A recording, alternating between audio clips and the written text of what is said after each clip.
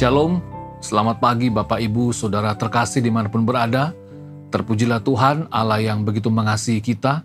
Karena hari ini ada, kita yakin dan percaya karena berkat dan anugerah Tuhan. Kembali kita akan merenungkan satu bagian firman Tuhan yang akan menjadi dasar setiap aktivitas kita di sepanjang hari ini. Diambil dari Yosua pasal yang pertama, ayat yang pertama sampai ayat yang keempat.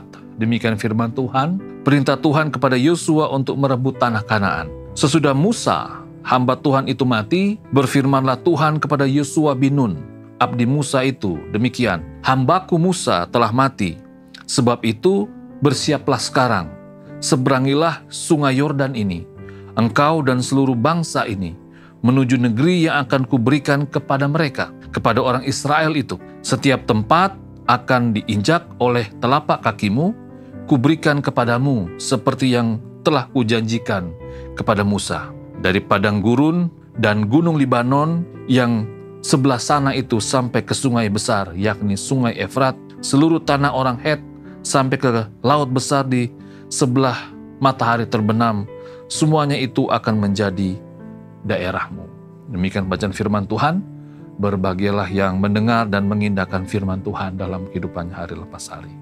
Bapak Ibu, jemaat yang terkasih, kembali kalau kita melihat bagian firman Tuhan yang kita baca, kita bisa melihat dengan jelas bagaimana di sini terjadi masa transisi kepemimpinan, ya, dari Musa, hamba Tuhan yang penuh dengan karisma itu, hamba Tuhan yang luar biasa itu yang memimpin bangsa Israel dari Mesir keluar, dan memang di sini Musa tidak bisa masuk ke dalam tanah Kanaan sehingga Musa harus digantikan oleh pemimpin yang baru.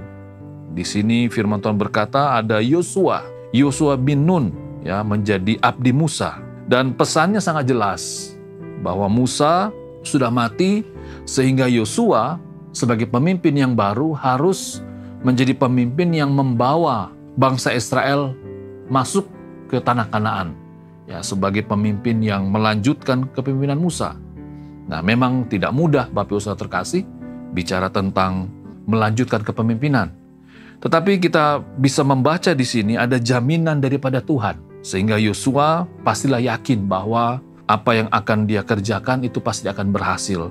Kalau kita melihat di ayat yang ketiga, ini janji Tuhan kepada Yosua, dikatakan, setiap tempat yang akan diinjak oleh telapak kakimu, kuberikan kepada kamu, seperti yang telah kujanjikan kepada Musa. Wah, luar biasa. Jadi, sepanjang Yosua itu mau berusaha menaklukkan tanah Kanaan, sejauh itulah Tuhan akan beserta dan memimpin Yosua, dan Tuhan akan memberikan tanah yang sudah dijanjikan Yosua melalui janji, melalui leluhur mereka.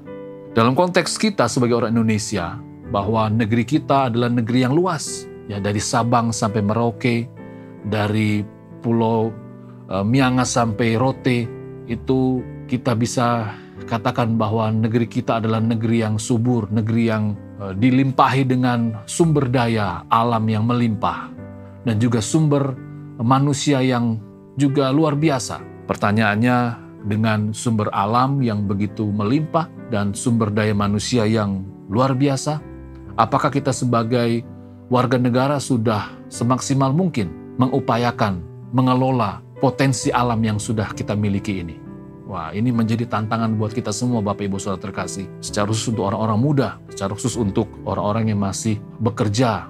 Ini menjadi tantangan buat kita bahwa sama seperti Yosua yang sudah diberikan janji bahwa Tuhan akan menyertai, setiap tempat yang akan diinjak oleh telapak kakimu, kuberikan kepada kamu. Jadi tentunya harus ada usaha dari Yosua, begitu juga dengan kita.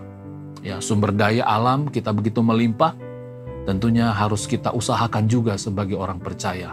Harus kita sendiri yang bekerja, jangan sampai orang asing yang ambil bagian di dalamnya yang justru menikmati lebih banyak daripada kita orang Indonesia. Puji Tuhan, Bapak Ibu Saudara terkasih, sekali lagi 79 tahun negeri kita sudah merdeka. Sudahkah kita berupaya semaksimal mungkin, bekerja dengan maksimal, mengupayakan yang terbaik bagi bangsa ini? Kiranya firman Tuhan di pagi hari ini kembali lagi dapat mengingatkan kita bagaimana seharusnya kita sebagai orang percaya mengambil peran di dalam pembangunan bangsa kita. Kita berdoa. Tuhan, terima kasih, kami bersyukur karena kami dilahirkan sebagai orang Indonesia. Dan kami bersyukur karena kami memiliki negeri yang begitu indah, tetapi juga memiliki sumber daya alam yang begitu melimpah.